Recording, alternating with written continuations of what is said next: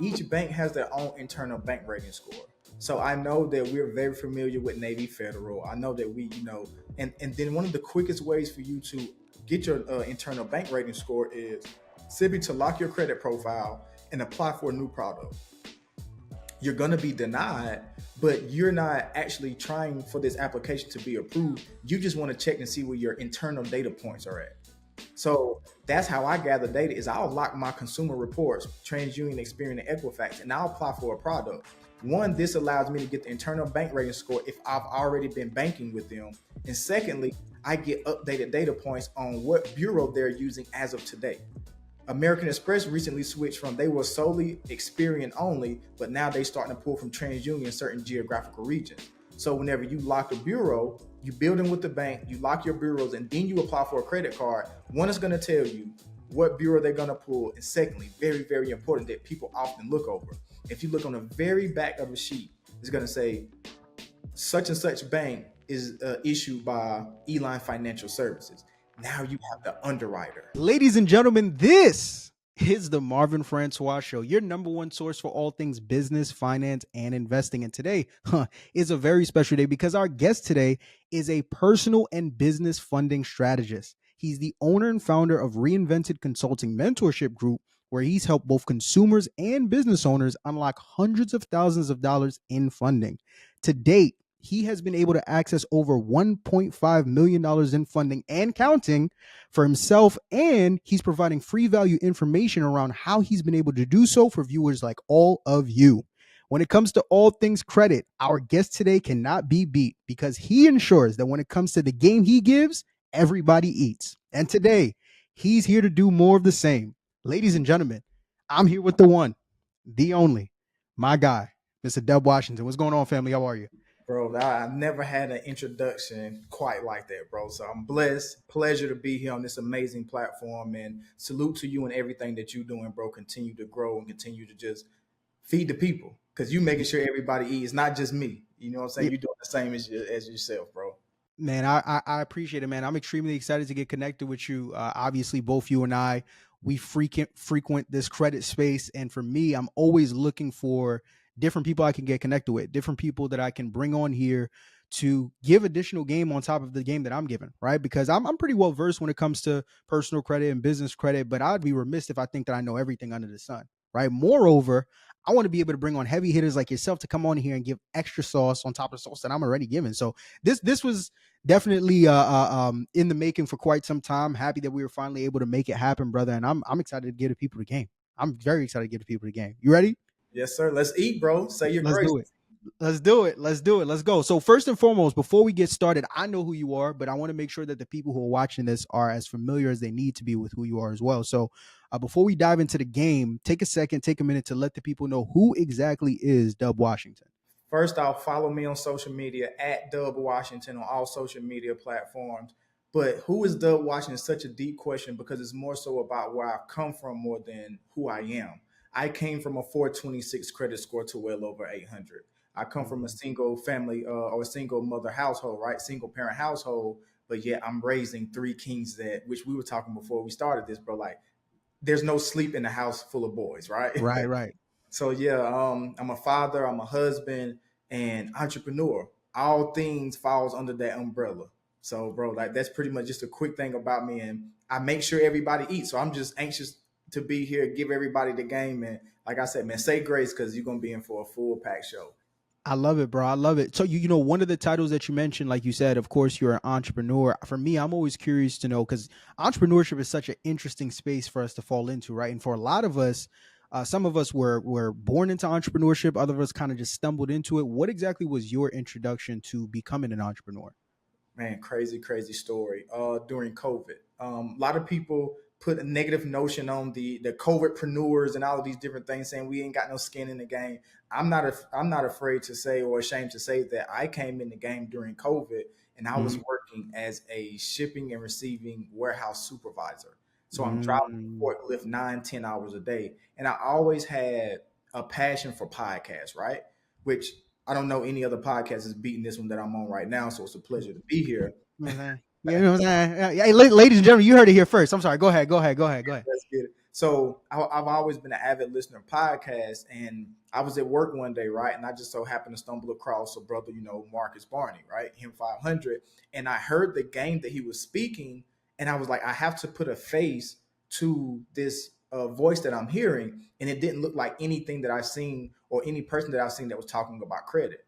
So I went and then I invested into mentorship, and I understood the power of that. But once I got started along that way and just being motivated to want different, because it's very hard listening to him 500 or David Shands, and then they're telling you, you have to leave the 9 to 5, to really build generational wealth. And I'm like, I'm on that forklift 9, 10 hours a day. And I was like, I have to do something to where I can spend more time with my kings. So man, Mhm. I just got access to this information, understood how credit could change my life, because I was like most people, bro, that we come across, I was oblivious to what credit could do. I always thought if Right. I had cash, that I could do whatever I needed to do.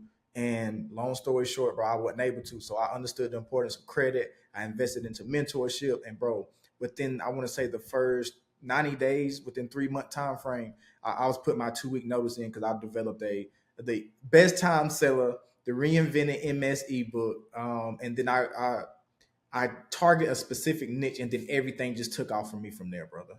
Man, and then fast forward several years later, 1.5 million and counting later. I mean, that's not too bad. You know what I'm saying? That's not too bad of a turnaround if you ask me.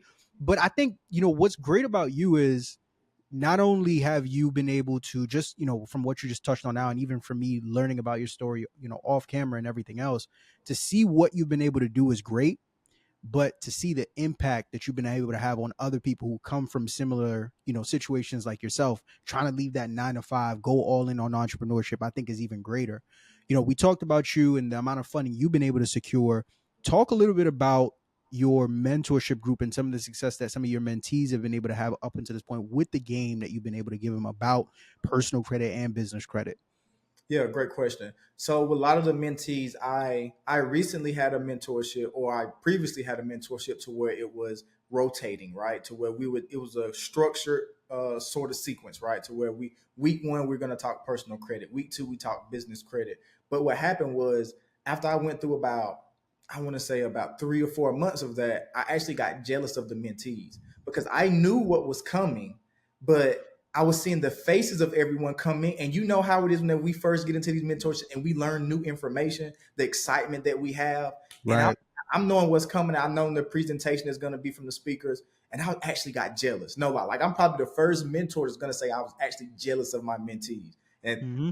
we're going to really use for context on that, because you know how the internet is, but Right, right, right, right, right. I was getting jealous of the information whenever they're getting access to it, and I already knew it, and I wasn't elevating myself. So I said, you know what? How can I Mm. position myself and my mentees to continuously learn? So I made it a lifetime mentorship.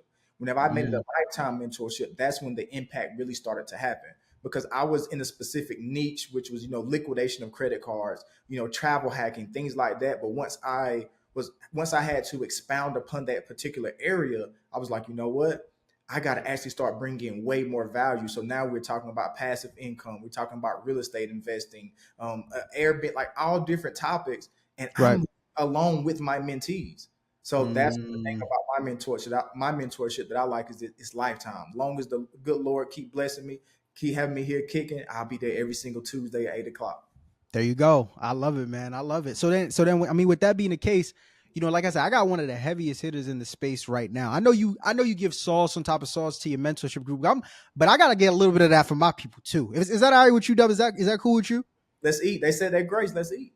Let's do it, bro. Let's do it. So I want to talk about all things credit to where people who are watching this episode, man, walk away with the blueprint to where they can hit the ground running, and whether they want to go out and get access to a max amount of funding on a personal side, they could do that. Business side, they could do that. Credit hacks that they can do that. So let's break that down piece by piece, right? Mhm. First, let's start on the personal side. If I'm watching this episode right now and I want to run all these different plays, and I know the first step in us doing that is making sure we got our personal credit right. Because if that ain't right, nothing else moves, right? So if Mhm. I'm watching this, what are some of the first steps I need to take to get my personal credit in a position to where I'm now able to leverage it to start doing things like getting access to funding and beyond? The first thing that I would do, and I speak on it a lot, is develop banking relationships. And you don't need no credit at all to develop these relationships. You develop these relationships, you audit the bank. I ask people all the time, that whenever you go and you apply for a credit card, you apply for an auto loan, any particular type of lending from these institutions, they pull your credit. They pull Mm-hmm. either your TransUnion, Experian, or Equifax, or a mixture of all three. Mm-hmm. When was the last time that we audited the banks, pulled their credit report, looked at their bank financials? Mm. So what I would do whenever I first come in is to understand the trajectory or understand the path that I want to go on. So if I'm trying to build on the personal side, which where we're at, I'm going to go to banks that leans heavy on the personal side, such as your Navy Federals, such as the local community banks and regional banks, and we're going to get into that here shortly as Of well. course. But just understanding, look at their bank financials, look at their loan portfolio. Do they have are their loans performing or non-performing? Because if they are not performing, it restricts the lending that you're able to get. So before you go out and you start building with any and every institution, you got to understand it's beneficial to you and your financial trajectory, because in this financial literacy space, financial literacy is not a one size fits all. Everybody needs a specifically tailored program. That's actually the first I've never heard someone say, essentially before we allow the banks to go ahead and, do their due diligence on us, we want to do our due diligence on the banks. What are some of the different are there resources we can use to do that? Are there certain steps that we need to make sure that we're taking to do that? We just call it in and saying like, yo, send me the bank facts, right? I need to be able to see what's going on in the back end. What does that look like? So if you, and it's a major play right here, man, you got to pay for this. And I'm a firm believer of paying for information, because free information can only get you so far, but you Facts. get this free information to lead you to exactly where you need to go. So CU data, credituniondata.com, that's a major resource. We also use other websites like iBankNet. We use depositaccounts.com, because whenever you look at the bank's financials and understand it from this aspect, you're able to look at the deposit outflow and the deposit inflow. Like right now in the current climate that we're in, like where's the money going? A lot of the money are leaving from the regional banks, or the deposits are leaving from the regional banks going to the national banks. That's not to say that you shouldn't build with the regional banks, but just watching the money, you always follow the money, no matter if it's stocks, no matter if you're trading options. And the same thing is in the banking sector. You want to follow the money, because regional banks with their commercial real estate lending up they lend it up to 70% of all commercial real estate, and we know the state that commercial real estate is in right now. So back to what I was saying about the non-performing loans, like that is very heavy on their balance sheet. So as the loans are not performing, that strictens the amount of funding that they're able to give out. So CU data, iBankNet, credit boards, credit pools, all of these are great resources to start whenever you're just coming into the game. Listen, y'all. We not even 10 minutes in. He's giving bank names and he's giving resources. Let me sit up. I forgot who I brought on here. Let me sit up. Okay, so let me take it a step further. Right. Let's say I'm watching this and I've already taken some steps to create relationships with certain banks. I Mm-hmm. get this information from Dub. I now use these resources. I use it was a CU data, I think it's called. CU data. CU data. I know about iBankNet and credit boards and some of the other resources that you just talked about. And through me doing research, I realized, okay, I've formed relationships with banks A, B, and C, but really, if I'm really trying to maximize how much funding I'm trying to get and really have a fruitful relationship, I really should be forming relationships with banks D, E, and F. Do I now close my bank account with A, B, and C? Do I just keep it open, but now shift more of my focus and priority towards these other banks that fall more in line with this information I've gotten from these resources? What would you say would be the best approach in a situation like that? Great question. So what I always tell people to do is whenever you first go out, you develop your personal profile. You're 750, and don't get so caught up in the score, because the score absolutely means anything. I want people to look at your credit score as your GPA, but your credit profile as your transcript. You're not Mm, going to get into any college based off mm-hmm, of your GPA. I got a 4.0 GPA, but you took a whole bunch of electives and you got that. Now, mm-hmm, someone that comes in with a 3.5 GPA and then they took advanced calculus, they took all of mm-hmm, these different, advanced placement courses, they're more qualified. So whenever you're going through and you're studying this and understand that 750 doesn't hold as much weight as the profile, that's when you're mm-hmm, able to get to the next level. But even to take it a step further than that. So you said you went to one bank and you got funded, right? What I always tell people to do when you get your first $20,000, $25,000 credit card, the first thing that we want to do, we're ready to invest. Oh, I want to do stock options. I want to do this. We have all of these ideas. but be very strategic in the banks that you deal with. Because we're going to talk about some frequently asked questions that I ask these relationship managers whenever I go in. But take your first funding on one card, right? And then you go and develop 3 more banking relationships. So you'll get 25,000 from Bank of America, but then you take this full 25,000 and then you go and develop a relationship with PNC. You go and develop a relationship with Wells Fargo. You develop a relationship with PSECU. You notice that I got funded with one bank and I all went to other banks that pull specifically from Experian.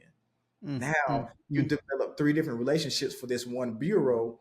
You develop that deposit relationship, your internal bank rating, which we're going to get super spicy in this episode. And we develop these relationships, and then we go for funding after 60 to 90 days because we developed that internal bank rating relationship. We got that deposit relationship because we liquidated from Bank of America to go and build multiple relationships. 90-day time frame, we're going to go for funding. We're looking as if we're banking with them for the long term. See yourself as the banker. Would you want to lend to a person that just comes in 30 days and asks for money, or someone that deposited the account 10 or 15,000, depending on the amount, and then you wait after 90 days and then ask for the money? You're more privy to get a bigger bag that way. Okay, see, you taking it somewhere I didn't even know we was gonna go. But if you want to go there, we're gonna go there. I knew you was gonna come here and give some salt. I didn't know he was gonna get spicy like this. So if you really want to go, because you said something, I gotta call you out on it now. You said something. My ears perked up when you said it. You talked about some of the questions that you're normally asking these bankers whenever you're going in and forming these relationships. You said a couple other things too, but I want to start there first. Let's get it. We go to these banks, we form these relationships. Like you said, the same way that the bank is doing their due diligence on us, we got some homework to do too, right? Because we're trying to make sure this relationship is as fruitful as possible. What are some of those questions that we should be asking these relationship bankers when we're going in and opening these business check-ins and business savings accounts? I love this. Like you get me in my element right now. Like, let's go. Let's do it. So this is 100,000 views in a day, bro. Easy. So whenever I first go into these institutions, first you want to know what bureau are you going to pull. Inside of what bureau that you're going to pull, you also want to know for each product, what bureau do you use? Let's say PNC, for example. We go to PNC and then we get funded on a business credit card. They're going to pull our Experian FICO 8 score. But then when you go for a business line of credit, they're going to soft pull your Equifax. So it's the same institution, but it's a different product. So whenever you understand, 1, what bureau they pull from, 2, what product for each bureau. Now, a step further, you want to say, okay, well, I understand that you may pull Experian for your credit cards, Equifax on a soft pull for your business lines of credit. Now I want to know, how high do your limits go? What's your max lending exposure? Like, these questions we're not asking because max lending. What's max? I didn't mean to cut you off. What's max lending exposure? What is that? Max lending exposure particularly is the limit that the credit cards can go up to. Okay, got you. So Navy Federal, right? Once you get 80,000 on the Navy Federal card, you can't exceed that amount. So if you're going out and then you develop that and you got the flagship card, because you can't get the $80,000 limit on the signature rewards. If you want a higher limit, you're then going to have to product switch to the flagship card. Then you can have 80,000. But once you've got the max lending exposure with the personal consumer credit, you can't get any higher limit than the 80,000 across total accounts. So now, with you going out and you trying to build with more relations, you're trying to build other products with Navy Federal, and if you try to go for another credit card, you're going to get denied. So knowing the max lending exposure, knowing the max limit that these credit cards go up to, and also how many products am I able to obtain? Because you could get, like I say, if 80,000 is the max lending exposure and you got 30 on this card, 40 on this card, and then you try to go for the flagship, the most that you're going to be able to get is the 10,000. So make sure you understand that as well. So it's super spicy, like how you really audit these banks, look at the financials and understand what you're getting. Do you have multiple products? I will never go to a bank that doesn't have more than 2 credit cards, right? Simply because once the 0% APR from one credit card ends, you know what I'm going to do? I'm going to open a new credit card, get another 0% APR phase, and then I'm going to reallocate that limit to the other card. Now I just combine 2 credit cards, and then I got actually 0% interest on these cards. Ladies and gentlemen, this is about to be a fun. We just warming up. We're just warming up. Okay, so let's now take it a step further then, right? We've gone into these banks. We've sat down with these relationship managers. we're very clear on the resources we need to use to find out what banks we're going to, right? That's going to give us the biggest bang for our buck. We're clear on the questions that we're asking these relationship managers in regards to the credit products and everything else. Another thing that you mentioned earlier that I don't hear a lot of people talk about, bank rates, the bank rating system. Could you talk a little bit about what that is and how it works in relation to us building this relationship that we have with these banks? Each bank has their own internal bank rating score. So I know that we're very familiar with Navy Federal. I know that and then one of the quickest ways for you to get your internal bank rating score is simply to lock your credit profile and apply for a new product. You're going to be denied, but you're not actually trying for this application to be approved. You just want to check and see where your internal data points are at. Mm-hmm. So that's how I gather data is I'll lock my consumer reports, TransUnion, Experian, and Equifax, and I'll apply for a product. One, this allows me to get the internal bank rating score if I've already been banking with them. And Mm-hmm. secondly, I get updated data points on what bureau they're using as of today. American Express recently switched from they were solely Experian only, but now they starting to pull from TransUnion in certain geographical regions. So whenever you lock a bureau, you build in with the bank, you lock your bureaus, and then you apply for a credit card. One is going to tell you what bureau they're going to pull, and secondly, very very important that people often look over. If you look on the very back of the sheet, it's going to say such and such bank is issued by Eline Financial Services. Now Mm-hmm. you have the underwriter. Mm-hmm. Mm-hmm. Mm-hmm. Mm-hmm. Okay. Let's keep going. Let's take it a step further. Okay, so we're clear on that now. Another step forward, right? When we're going for funding, when we're going for funding, more so on the business side, a lot of times, most of us, especially as new entrepreneurs, we have LLCs, right? But you know, and I know there are multiple other entity structures. So we have LLCs, we have S corps, we have C corps, right? We have sole props. Does that affect? Does the type of entity structure that we have affect how much funding that we're able to secure? Like how much are the banks weighing the kind of entity structure we have when it comes to how much funding we're looking to get? As far as data points, I can't specifically say that having an S corp or C corp will actually give you more funding because everything is based off of your personal profile. Unless you're over the $4 or $5 million threshold, then you can start get corporate credit. But everything is solely based on the actual structure. I mean, not the actual structure, but it's actually based on your personal profile, the structuring of your personal profile. So I can't say for sure that hey, a S corp can get funded more than a C corp or LLC, et cetera, because like I've been able to run at 1.5, a little bit over 24 months with one LLC. Okay. So now here's another thing too, right? Because and I know you one of the things you mentioned before was you had talked about how you were very strategic with the types of banks that you were referencing and how they all pulled from Experian, right? Mm-hmm. There's this process that we go through of trying to get funding. You know it and I know it as different people have different names for it, but essentially it's credit stacking, right? Correct. Correct. So when we're going through this the purpose of credit stacking, we know maximize funding, minimize inquiries, right? What are some of the biggest mistakes that you see people making when they're going through the credit stacking process that we can now make sure we avoid to ensure that we're getting a minimal amount of inquiries for as much capital as we can get, whether it's on the personal side or on the business side? Great question. I always say whenever you understand, when you pull this bank data, you understand the lending application rules for the bank, you're able to essentially get multiple products. So we call it double dipping. It could be triple dipping. This is whenever you're able to go in, they pull your credit one time. And then with credit unions, sometimes they may pull your credit for membership. But then once they pull your credit for membership, you have a 30-day time frame to go in and get funded, and they're able to use that same exact inquiry. So, for example, like we know banks such as American Express, they'll Mm-hmm. pull our credit card. I mean, they'll pull our credit profile, whether it's Experian or TransUnion. They'll pull it one time, then every credit card or every product after that is no longer issued a hard pull on your profile. So we Mm-hmm. prioritize the banks where we can get multiple products and they only pull our credit once. Truist is another bank. Like you can go in Truist. I've seen people get access to 3 or 4 credit cards with no inquiry or even at most one inquiry. So just understanding this, asking these relationship managers, asking these, your rep, like, hey, how many products can I go for on this particular hard inquiry? So that's very important along the way in your journey getting funded. Now, before we dive deeper into the business side, switching quickly back over to the personal side, because once again, we're not only able to get funding on the business, we can also get funding on the personal.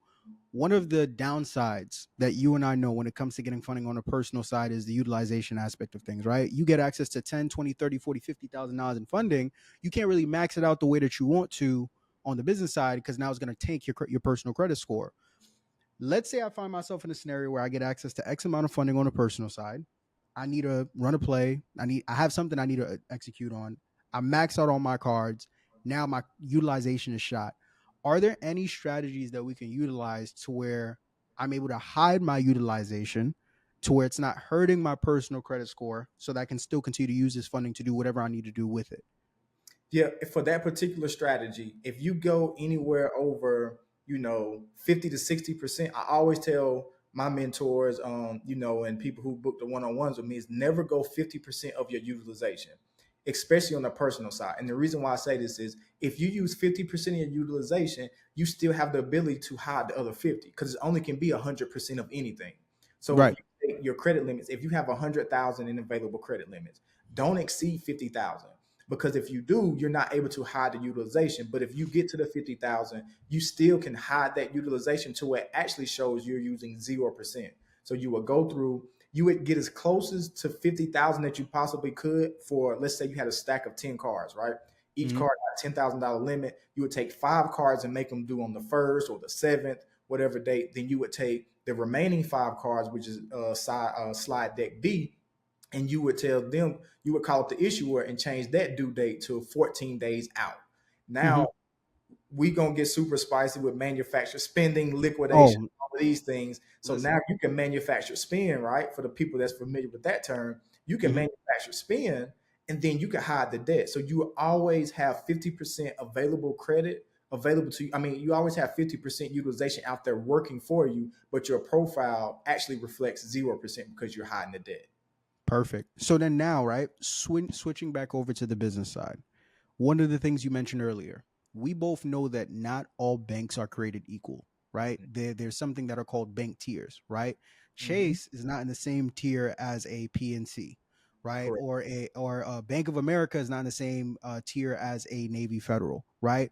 For those who aren't familiar, could you talk about the different types of tiers that they are and why our understanding of it is important before we go into our funding process?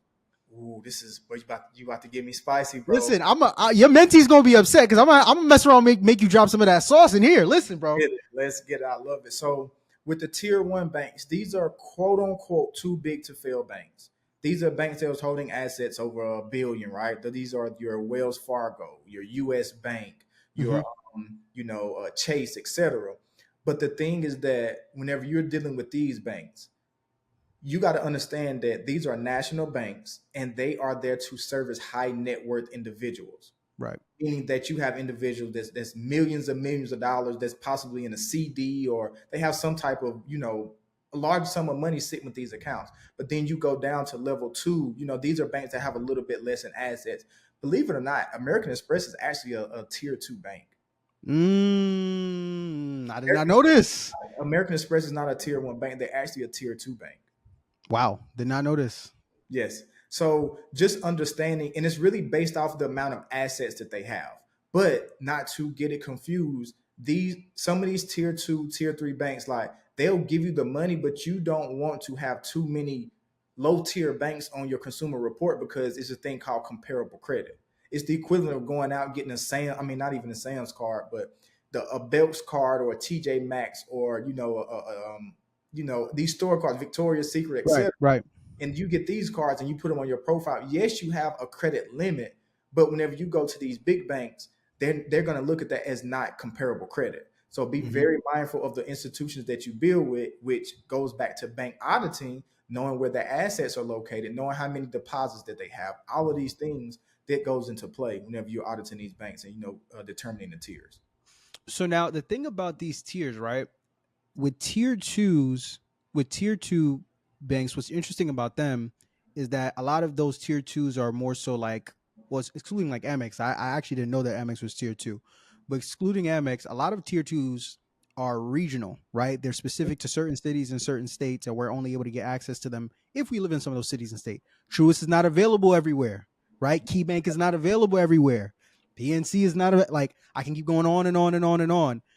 What are some of the you smiling already? I know you about to let it loose. Listen, what are some of the different strategies that we can now use? If I'm in Iowa, if I'm in a Denver, and I want to get access to a PNC, I want to get access to a Truist. Are there ways around for me to work around that to where I'm able to create relationships with these banks and get funding from them as well, even if I'm not in the city or state that they're in?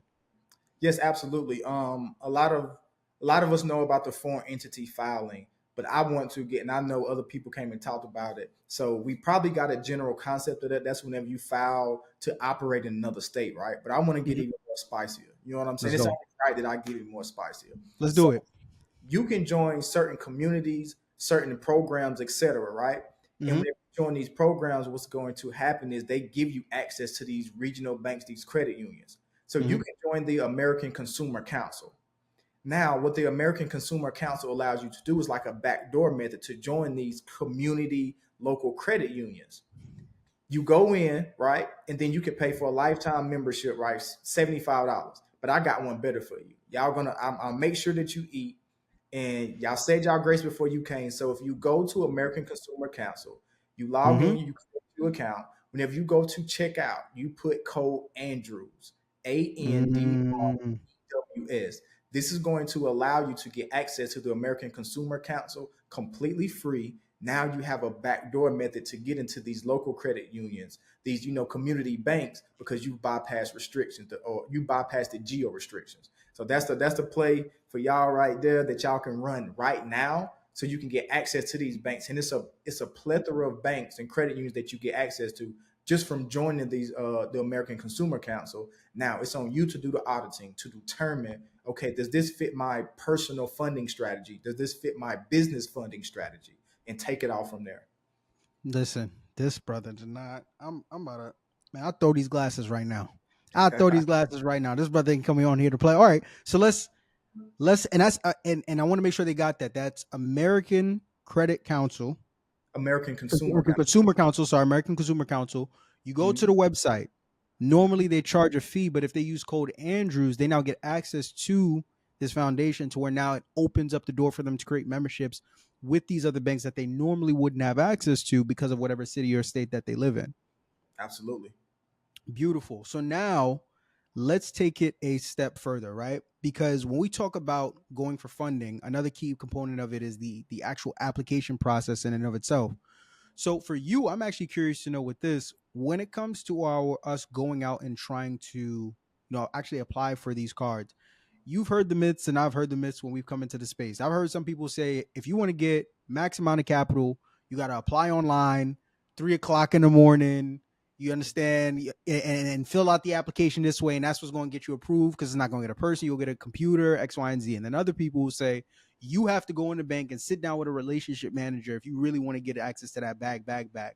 What from your personal experience, which of the two is the best approach for us to take when we're trying to go out there and get that max amount of funding for ourselves? Without a doubt, sitting down with the managers, sitting down with the rep that's going to push the application through for you. Granted, they can't give you an approval or denial, they're just pushing it through. But in the age of AI, in the age of a lot of fraudulent activity going on with online services, it's a you're able to bypass the restrictions because you're in there physically. That you give them Mm-hmm. your license, you give them a debit or credit card with your name on it, right? So they notice you in the flesh. So it removes the fact that you may have, let's just say, like a fraud alert or a previous fraud alert. You may have a freeze or something. Now they know that you're right there, and then they can call up the underwriter. Listen, I've got access to certain underwriters just from a good conversation. So they Mm, call up my rep will call up the underwriter. Hey, I have Mr. Washington right here. He applied for application. It came back denied due to X, Y, and Z. She said, okay, well, let me check that out. Everything looked good, 800 plus. He's been banking with us for, a minimum of 90 days. mm-hmm. Um, and then, he's able to call on the phone, go through to the underwriter, push it right through, application approved. Hey, you approved for 25,000, we'll Crazy. 30,000. So going in and talking to them and having them submit the information easily is way easier to get approved for higher limits than actually going through online. Got you. So Another thing from there, right? Let's say whether we apply online or we apply in person, Hmm. we apply for a credit card or some type of a funding product, whether it's a credit card, line of credit. Let's say we go for a credit card. Hmm. We only get approved for like $5,000. We thought we was gonna get a nice little 20 piece, nice little 25 piece. We only got like $5,000, right? I don't know what happened. My credit is good. Everything's set up the way I thought it was supposed to be set up, but for whatever reason, the bank did not give me what I thought I was supposed to get in funding. What do I now do when I get approved for this minimum amount of funding? And if I'm trying to, whether spin the block, go back and go out and get access to even more. Because I've heard we all know about the reconsideration department. I don't know if that's a route that we want to go, if there's other strategies that we can implement to now go back and get even more funding from that bank than what they initially gave us. Hmm. So great question. And this is where understanding and auditing the banks, because let's just say that some people may be approved for a $5,000 limit or $10,000 limit, may not be what you want. But if you Mm-hmm. don't know the max lending exposure, you don't know what to ask for. On Mm-hmm. top of the max lending exposure, they may say, okay, well, we give you 50,000 and below it requires no docs. So if you haven't filed taxes or if you haven't done anything, you don't have the proper documentation. You need to stay at 49,000. You don't need to go anywhere near that 50 because they may be asking you to provide docs. So what the max lending exposure. Let's say I get approved for a $20,000 or $30,000 credit card, and I know that the max limit that you can get on this card is 75,000. I'm hitting up reconsideration even if I get approved for the 30,000. You see what I'm saying? So Mm, I'm going to go in and say, you know what? I know that the max limit, simply because my colleagues have it, what's needed for me to get access to this limit, especially if it's a 0% APR card, because I need the most as possible that I can get. So I'm going to hit up the reconsideration line. And in my current situation, I'm able to provide docs. Anything that you need, I'm willing to provide to you for me to get access to the most amount or the highest amount possible. I love it. I love it. Okay, so then from there, right? You slightly touched on this earlier, but like I mentioned, I know that we have different types of funding products. We have credit cards, we have lines of credit, we have installment loans. If I'm looking to go for funding, how does my approach in terms of what funding product that I should be going for vary? Does it vary based off whatever industry I'm in? Because you have people that trying to get funding for real estate deals and people that are trying to get funding for e-commerce business. Does it vary for the type of relationship that I have or how much funding I'm looking to get? What should my approach be in terms of picking the funding product that I'm looking to go for when I'm going to these banks? Listen, it's spicy time, bro. So Let's do it. I always ask people this. To answer your question, I'm always going to be on the side of business credit cards over everything, simply because Mm, they have a 0% APR. I right, understand that you can get a line of credit and then you can have $100,000 drop directly into your checking account tomorrow. But if you know how to liquidate credit cards, you know how to manufacture spend, it's the equivalent of having the same thing. But if you get that business line of credit, they're going to charge you prime rate plus 2.3% or whatever. So with the economy that we're in right now, interest rates are not falling. The Fed said right, the interest rates are supposed to fall in quarter 1 this right. year. It hasn't failed yet. So I'm gonna always go to the strength of business credit cards or credit cards in particular, simply for this multi products. Remember, I told you we auditing the banks. We understand their lending exposure. We understand the lending application rules. If they have multiple products, what I can now do is apply for, let's just say, American Express Blue Business Plus credit card. Yes, you can go and get American Express business line of credit, but let me get this American Express Blue Business Card, 0% interest for 12 months. At the Mm-hmm. end of the 12 months, what I'm going to do is go and apply for the Blue Business Cash. Not only am I going to apply for the Blue Business Cash, I'm going to reallocate my limit from my Blue Business Plus over to my Blue Business Cash. Now I got an additional, let's say I got 20,000 on the first card. 0% APR has ended. I apply for the second Blue Business Plus. I get another 20,000. Now I can transfer the 20,000 to this new card, close the old card, and then I have 40,000 0% interest for 12 months. You cannot do that with a business line of credit. You cannot do that with a business loan. You cannot do that with a personal line of credit. They're charging you interest as soon as you accept these offers, especially on a loan. As soon as you get approved for a loan, you have to pay it back. And Right. you can even if you pay it off tomorrow, you're still going to be hit with at minimum 8 to 10% interest rate. A business credit card or a personal credit card, that's why you go to the multiple products 0% APR phase. Love it. I love it. I love it. Let me ask you this then, right?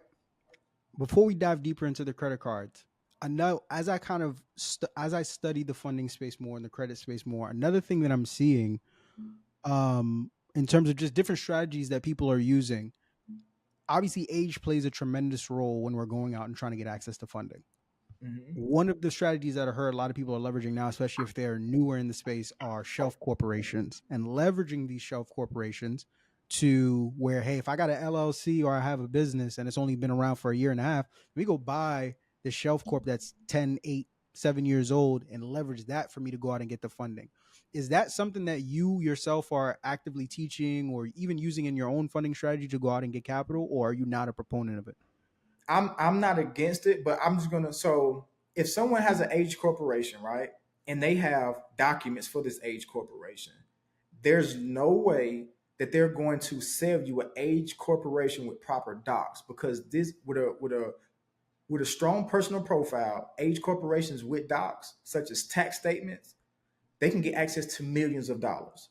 So if someone is trying to sell you, I'm not throwing shade at anybody who sells the age corps, but you are getting the actual EIN and you're getting the structure of it. But whenever you're going for higher amounts for capital, whether it be a business line of credit, business credit card, etc., with the lending restrictions that's coming forward to us for the rest of 2024, you're going to be seeing a lot of these no doc plays go out of the window. So now you have this age corporation, but then you don't have a bank account attached to it. So whenever you try to Mm, go for funding, they're going to look and say, okay, well, can you give me the last 3 months bank statements? Or this business mhm, has been operating since 2010. This is now 2024. Well, let me get the past 2 years documents. mm. You don't have this information. So with lending going the way that it is in 2024, just be very mindful of the strategy that you take. I would much rather you go out and create a fresh LLC and stand on that personal profile, that personal structure that you have. Once you get to 100,000 on the personal profile, I tell people get up to 100,000 in limits on the personal profile. Then you only use that as leverage to go and get more funding. Do not ever touch your personal profile once you get access to this. Now you're building on the business credit, and then business credit utilization doesn't report outside of TD Bank, Capital One, and Discover. They don't report to the personal profile. So now you're just leveraging this completely perfect profile that you have on the personal side. Let's go. All right, so now watch this, right? You gave a lot of game on personal credit and business credit. Phenomenal game, right? But one of the premier things that most people know you for, I've heard some people call you Mr. Credit to Cash. I've heard some people call you the MS man himself. I gotta see it to believe it, or I ain't believing it, brother. I gotta see it for myself, right? Dub just taught me how to get anywhere upwards of 100,000 plus in funding. He went and told me to go ahead and get it in business credit cards. I got these business credit cards, right? Now I have to go run a play. I need to get the cash off the cards. I don't know how to do it. I don't know how to do it. I'm gonna go to the man himself to teach me step by step how I can go ahead and get the money off these cards so I can go ahead and run the plays I need to run. So Deb, walk me through it, talk me through it. If I got access to funding, whether it's on the personal side or the business side, how am I getting this cash or how am I getting the money off of these cards? A lot of people are going to say plastic milio, but you're going to pay anywhere from 2 to 5% for the total amount that you liquidate, right? Hmm. So you can let me. So this is what you can do. You can go to, let's just say, a Sam's Club, right? Hmm. And whenever you go to Sam's Club, you can say, I want to purchase, 4 or 5 MacBooks, $2,500 a piece. Let's just say, like I say, maybe 10,000, or if you only purchase a couple, you can, that's 5,000. You want to pay $100 on the debit card, and then you do the remaining amount on your credit card. So 100 on the debit, Hmm. 4,900 on the credit card. Whenever you go back, because you own both of these, debit and credit card, legally, you require the social security number to obtain this debit card. It requires your social security number to obtain this credit card. That is your money. So now if you want to take the money off of the credit card with no fees, you then can say, you know what, I want the money returned to my debit card. Now you insert your debit card in the machine and the money comes back directly to your checking account, and then you just liquidated money off of your credit card directly to your checking account, and then you could use it for an investment, or you could actually even pay it back to the credit card company, and then you got you $4,900 in rewards. let's Come just on say now. let's just say it's 2% cash back. that could pay your, your light bill, that could pay your Mm. water bill. Come on It's- now. Come on now. Let's so and that is a perfect segue because that's what I wanted to get into next. We talked a lot about 0% interest with these cards, but you know just as well as I do, a lot of these cards have perks that favor certain things, right? We have certain cards that work in favor of cash back, other cards that favor other funding products that favor things like travel, other cards that favor certain things like staying at hotels for free. Let's say I'm not all that interested. Like the funding side is cool, but I want to travel for free. I want to stay at these hotels for free. I'm trying to live life lavishly, right? What are some of the let's start off with the flying for free. Are there certain credit products that I should be looking into, certain resources I could be looking into where I could leverage my credit so I'm now able to travel for free? Absolutely. I know everybody's going to be saying Hyatt. I know all the Chase people are going to be coming in. Hyatt Right. is better than Marriott, etc. But it's solely dependent on your location, what you see desirable for you and your family. But if you're looking for, travel credit cards, it's many travel credit cards that you can get. And typically, check this out. Talk to me. Typically, whenever you go for the co-branded credit cards, they typically give out higher limits because it does not have a 0% APR phase. You ever notice that whenever you go for the Hilton card, the Marriott card, the Delta card, they'll give you 20,000, 30,000 limits on this card if you have the properly structured profile. But then they kind of trap you into it because you're going to use this card to pay for vacation. You don't have a 0% APR phase, so they're luring you in with a higher limit. So what I would do, to be honest with you, is apply for this co-branded credit card and reallocate the limit to a cash back credit card or a points and miles credit card. Because then you could take the points and miles and then transfer them to different portals. Because once you use that Delta card, you can only use it for Delta. Once you get those Marriott points, you can only use them for Marriott.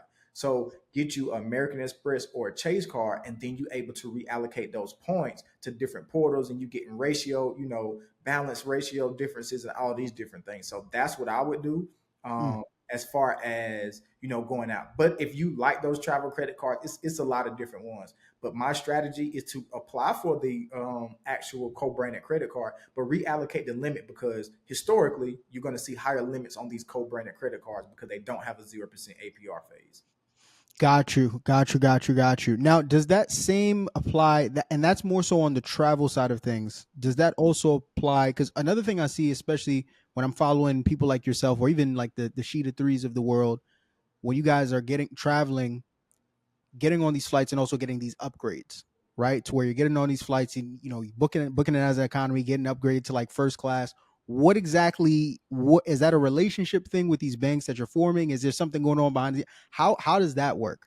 Oh, it's definitely a status. So, like, if you hold, let's just say, I honestly do hold a Delta Reserve card simply because I'm in Atlanta, right, and I'm doing a lot of the travel with flying Delta, etc. So you get actual upgrades. You know what I'm saying? Baggage fees are waived. You get, priority list. All these different things come with you just having access to this card. Hmm. So, once again, depending on your strategy, because someone that's in, let's just say, Houston, right?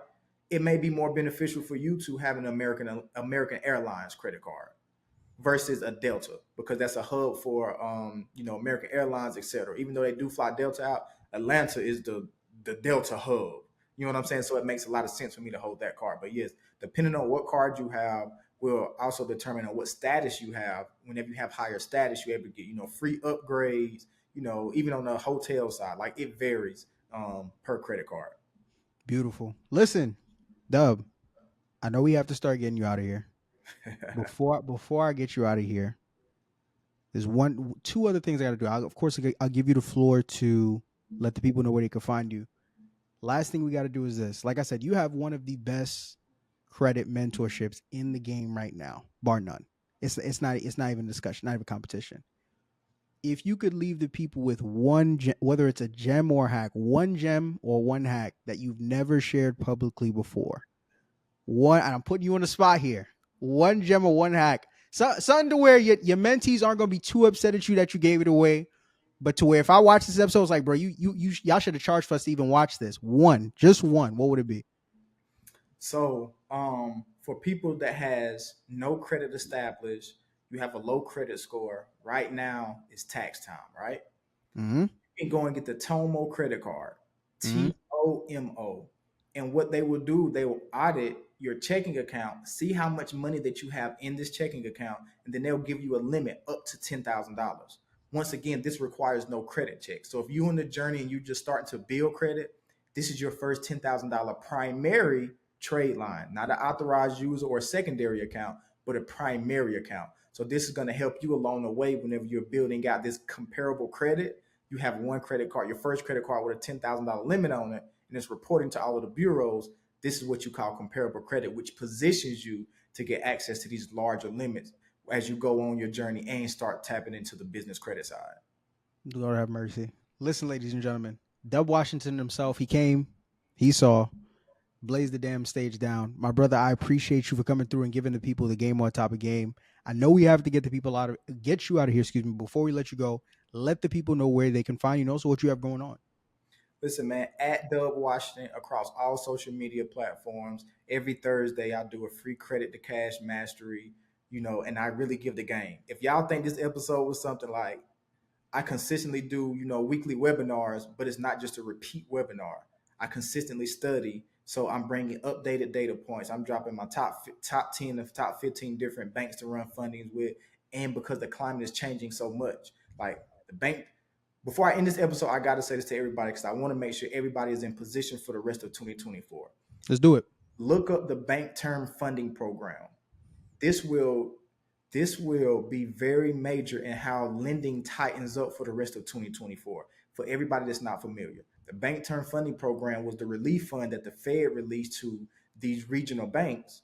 And side note, regional banks are the most lend worthy to small businesses. So if you're doing under $4 or $5 million a year, majority of the lending is going to come from these regional banks. Now, as these regional banks tighten up restrictions and they tighten up the lending, you now have to go to the national banks. Remember, the national banks are here to service high net worth individuals. So whenever you have us coming in as a small business owner trying to get these national banks to give us funding to, get into these different investments, you're going to have documentation. So if you've been operating in a place to where you haven't been filing your taxes and haven't doing any of this, once again, this is financial advice. File your taxes. I'm pretty sure Marvin would tell you the same. Like, file taxes, because whenever you have documentation, this opens the door to unlimited funding. And with the strategies that we broke down today on how to take a credit card and go and build other banking relationships, the opportunities are endless. Let's eat. Let's eat. Ladies and gentlemen, we appreciate each and every single one of y'all. And if you haven't already, what are you doing? Take a second, take a minute, take an hour out of your day right here, right now to slap that like button, to show this episode some love. Make sure you could tap in with my guy, Dub. I'll be dropping his links in the description of this video. And as always, family, I appreciate you, my guy, Dub. Thank you for giving the game on top of game on top of game. And for everybody that tuned in and received all this value, y'all have been amazing. But as always, I'm Marvin Francois. My guy, Dub Washington. Y'all have been good. We've been great. This has been amazing. And as always, thank y'all and God bless. Peace, family.